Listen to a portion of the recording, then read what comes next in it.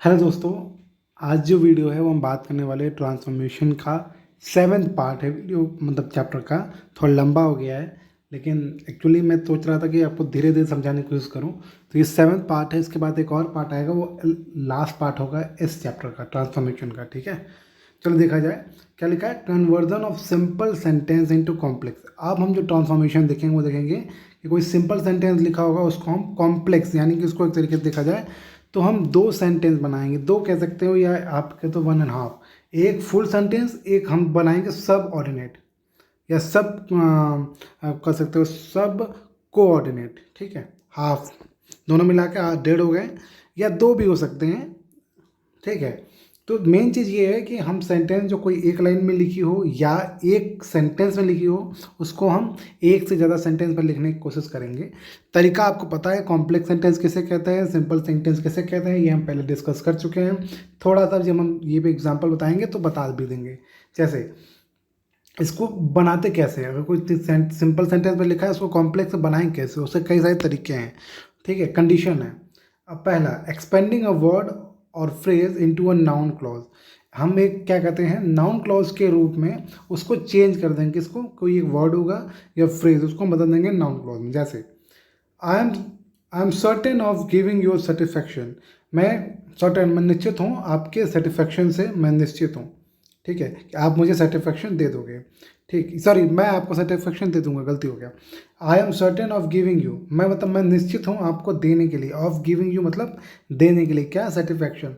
मैं आपको संतुष्टि, यानी कोई काम होगा जो आप बोल लोगे चिंता ना करो, अब मैं कर लूँगा, तो I am certain of giving your satisfaction. इसको हम कॉम्प्लेक्स कैसे बनाएंगे, नॉर्मली एग्जाम में ये आएगा, आपको ये बनाना होगा, मतलब कॉम्प्लेक्स आएगा, सिंपल बनाना होगा, लेकिन ये वाइस वर्सा भी हो सकता है, इसलिए आप दोनों तरीके से तैयार रहो। I am certain that I shell give you satisfaction. ठीक है, यहाँ पे देखिए ये पूरा यहाँ से यहाँ तक एक क्लॉज के रूप में यूज़ हुआ है, सब ऑर्डिनेट क्लॉज के रूप में हुआ है।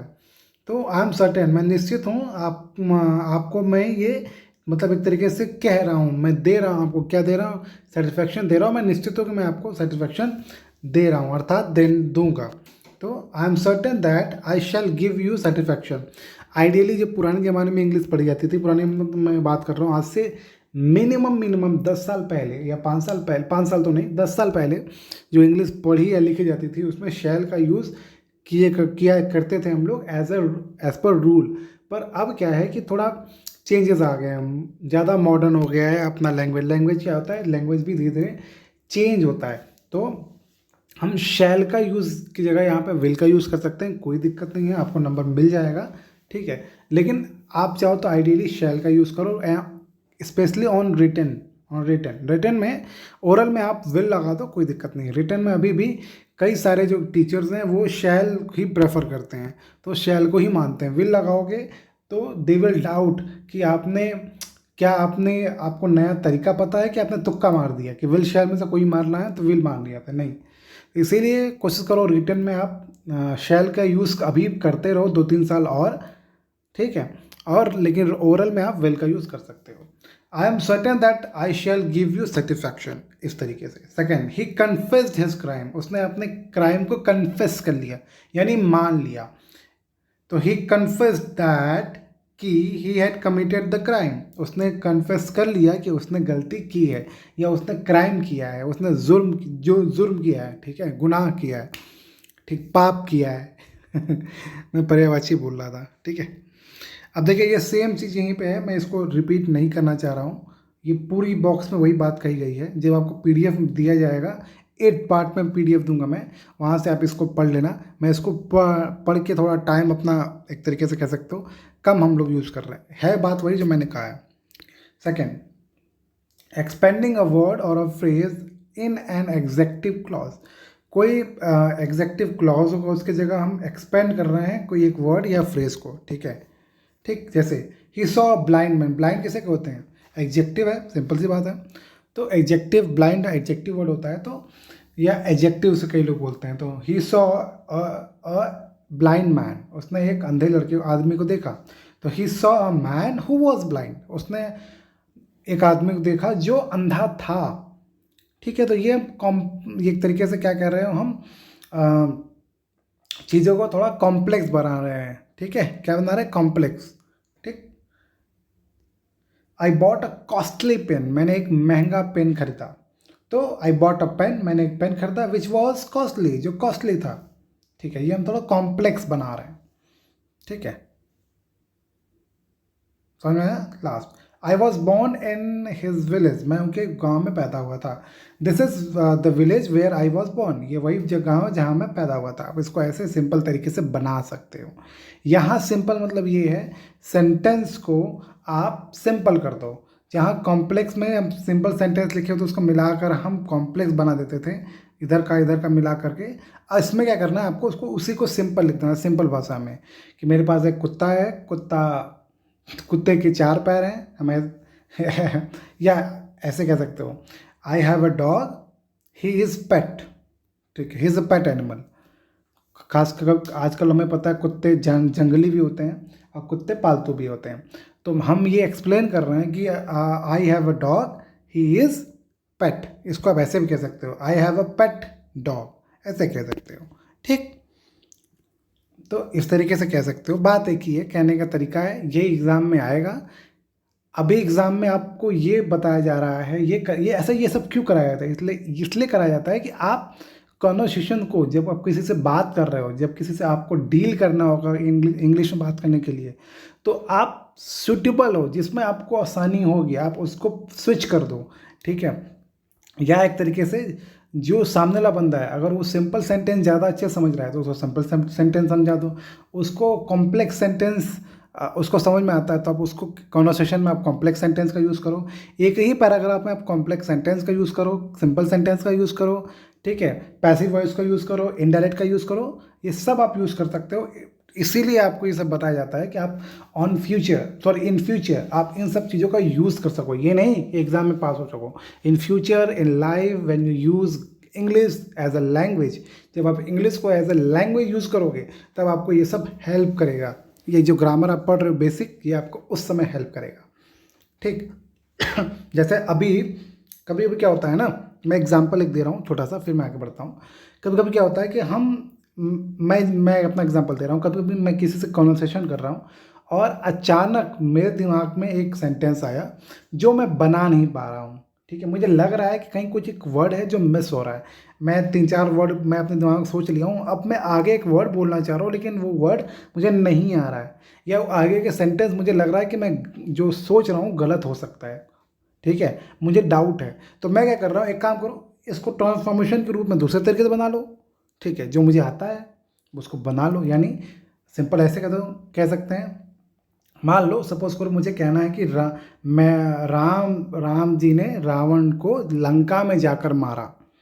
ठीक है, या मुझे ऐसे कहना हो, लंका राम जी के द्वारा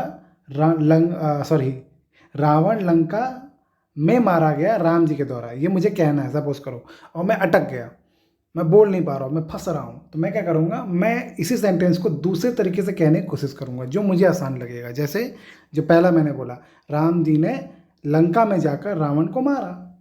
ठीक है, तो ये सब आप जब तक सीखोगे नहीं transformation, you will not improve your English as a language.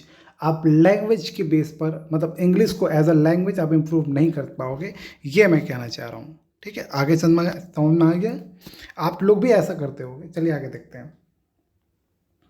Expanding a word और a phrase into a adverbial clause.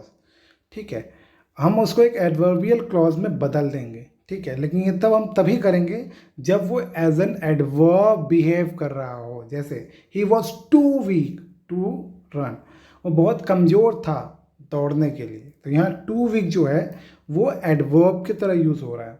He was so weak that he could not run fast. I think ये हमने पहले पढ़ चुका है, हमने उल्टा पढ़ा था, अब हम सीधा पढ़ रहे हैं।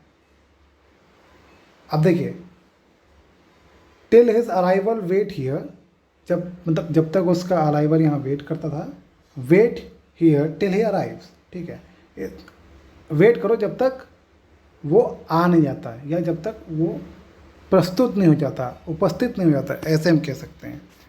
अब देखिए,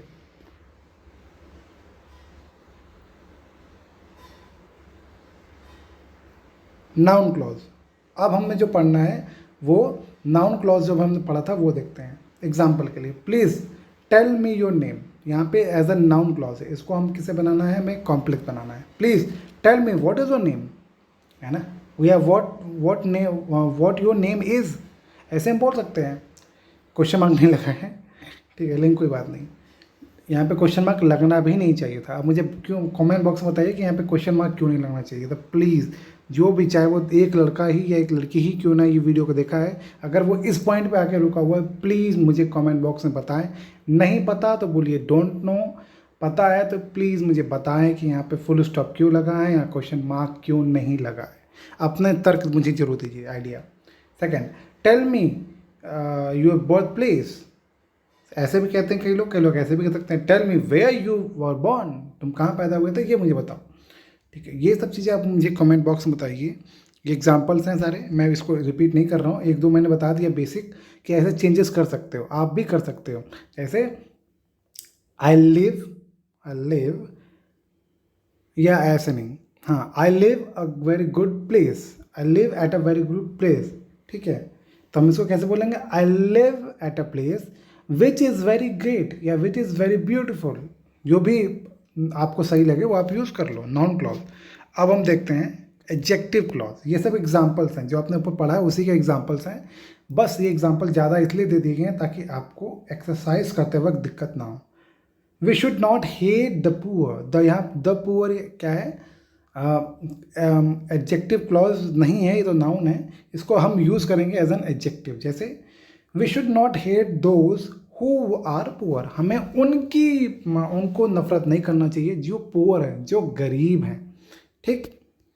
यहाँ एडजेक्टिव क्लॉज यानी एडजेक्टिव के रूप में क्लॉज तो आपको पता ही है क्लॉज किसे कहते हैं, a group of word which give some sense of meaning similar to sentence but they are incomplete. मतलब क्लॉज वो सेंटेंस हो, वो ग्रुप ऑफ वर्ड होते हैं जो कुछ मीनिंग देते हैं जैसे आपको सेंटेंस देते हैं, लेकिन क्लॉज इनकम्प्लीट मीनिंग देते हैं, ठीक है। गुड बॉयज ओबे देयर एल्डर्स, अच्छे लड़के अपने बड़ों का इज्जत करते हैं या पालन करते हैं। तो the boys who are good, लड़के जो अच्छे हैं, कौन अच्छा है, जो, तो हु आर गुड, कौन अच्छा है, द बॉयज। किसके किसके किसके बारे में बात हो रही है, बॉयज। बॉयज क्या है, नाउन या प्रोनाउन, तो इसीलिए इसको हम एडजेक्टिव क्लॉज कहते हैं। A group of word which describe और which tell something about a noun और pronoun it's called adjective clause, ठीक। और भी मतलब डेफिनेशन हो सकता है, मैंने एक सिंपल आपको डेफिनेशन बता दिया। तीसरा, he is a boy of a bad habit, वो गलत आदतों का लड़का है। अर्थात ये मतलब नहीं है कि कोई गलत आदत एक आदमी का नाम है या एक परिवार का, एक पेरेंट का नाम है और उनका बेटा है, ये नहीं। यहाँ कहने का मतलब वो लड़का है जिसके अंदर गलत आदतें हैं। तो he is a boy who had bad habits, ठीक। अब चलते हैं आगे, एडवर्ब क्लॉज। ये हम दोबारा इसलिए पढ़ रहे हैं, बुक में इसलिए दिया है ताकि आप अच्छे से एकदम डीपली समझ जाओ कि adverb clause, adjective clause, noun clause ये सब क्या है, ठीक है, समझ में आ जाए आपको। I am too weak to walk, जैसा हमने अभी देखा पहले। सो आई एम सो वीक, इसको हमने बना के देखा भी था कैसे बनते हैं। टू को हटाकर कैसे हम सो में यूज़ करते हैं ये हमने पहले भी देखा है, अभी भी देख रहे हैं। पहले मतलब ट्रांसफॉर्मेशन में हमने इसको पहले भी पढ़ा है, हम दोबारा पढ़ रहे हैं, तो एक तरीके से ये रिपीट हो रहा है। तो ये रिपीट हो रहा है, आप बोलोगे रिपीट क्यों हो रहा है, तो एक बार आपको बता दूं, मैं एग्जांपल देना चाह रहा हूं सिंपल सेंटेंस का, ही रन्स फास्ट, ठीक है। लेकिन मैं सेम एग्जांपल प्रेजेंट इंडेफिनिट के लिए भी दे सकता हूँ, वही सेम एग्जांपल मैं प्रेजेंट इंडेफिनिट के लिए दे सकता हूँ। मैं बोलूँ कि पॉजिटिव सेंटेंस बताओ तो मैं वही एग्जांपल पॉजिटिव सेंटेंस में भी दे सकता हूँ। तो कहने का मतलब ये है कि हो सकता है जो मतलब जो ये वाला सेंटेंस है, ठीक है, इसमें किसका यूज़ किस लिए आया है उसको देखते हो हम अलग अलग केस में देखें। जैसे आई का यूज़ क्यों यहाँ पे आया है वो हम कभी ना कभी हमने पढ़ा होगा। यहाँ एम क्यों यूज़ हुआ है, कुछ और क्यों यूज़ नहीं हुआ है, ये हमने पहले कभी पढ़ा हुआ है। यहाँ टू लिखा है, टू वीक, इसका मतलब क्या होता है, इसको अगर हम दूसरे भाषा में या दूसरे भाषा नहीं दूसरे तरीके से अगर कहना चाहें तो क्या इसको हम सो वीक कहते हैं। अब जब सो वीक लगता है तो दैट लगता है। ऐसे ये सब हमने पहले देखा है, पहले हमने ये नियम को समझा है, तो ये आपको ईजी लगेगा। ठीक है, ये नहीं कि ये रिपीट हो रहा है, सिमिलर केसेस हो रहे हैं, सिमिलर केसेस आ रहे हैं, इसलिए आपको ऐसा लग रहा है। ठीक है, टॉपिक अलग है, उसको मतलब समझाने का एक तरीके तरीका अलग है, या समझाने का रूल अलग है, लेकिन क्योंकि सबका जो ऑब्जेक्टिव होता है वो होता है कि सेंटेंस को दूसरे तरीके से लिखना, तो कभी न कभी सिमिलैरिटी मिलेगी, ये ध्यान दीजिएगा। ये जो मैं कह रहा हूँ हो सकता है आपको समझ में आ गया हो कि एक ही एग्जाम्पल आपको अलग अलग जगह पे मिल सकते हैं, एक ही आंसर आपको अलग अलग अलग जगह मिल सकते हैं, लेकिन डिपेंड करता है कि वो कहाँ पे किस तरीके से क्वेश्चन पूछा गया है। ठीक, ही प्ले एट सनसेट, ठीक है, वो खेलता है सूरज डूबने पर या सूरज डूबने तक, नॉर्मली यहाँ पर मतलब है, तो he play when the sun set, ठीक है, जब सूरज डूब जाता है तो वो खेलता है। ठीक है, तो ये सब adverb clause, adjective clause, noun clause, please इसको ध्यान से पढ़िए, हर एक एग्जाम्पल पढ़िए। अभी तक स्क्रीन पे आप खुद अपने से एग्जाम्पल ऑब्जर्व कर चुके होंगे, समझिए, नहीं आ रहा तो मुझसे पूछिए कमेंट बॉक्स में। ठीक, अब चलते हैं थोड़ा सा एक्सरसाइज देखते हैं। ये एक्सरसाइज देखने के बाद मैं वीडियो एंड करने वाला हूँ। नेक्स्ट वीडियो थोड़ी सी लंबी होगी क्योंकि वो आखिरी वीडियो मैं बना रहा हूँ, तो comparatively that video will be more longer. ठीक है, it length will be more, maybe, hope it length don't goes about 25 minute, 25 minute से ऊपर ना जाए, मैं कोशिश करूँगा अपनी पूरी।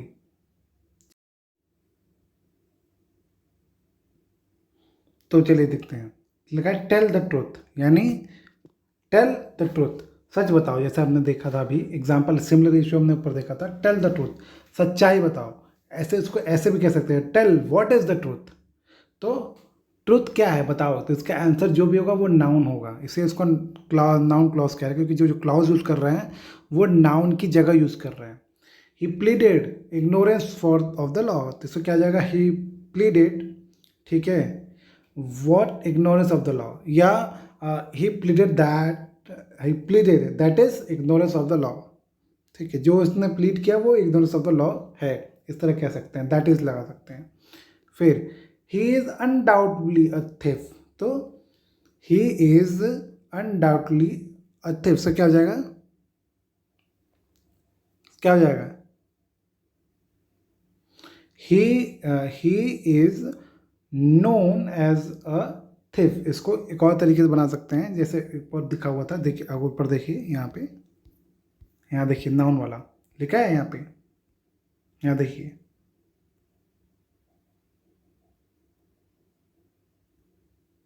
सिक्स वाला देखिए, सॉरी ये वाला, फोर्थ वाला, he has a golden ring, इसको कैसे कहा है, he has a ring which is golden, sorry sorry मैंने वो बता दिया, यहाँ पे नाउन वाला आना चाहिए।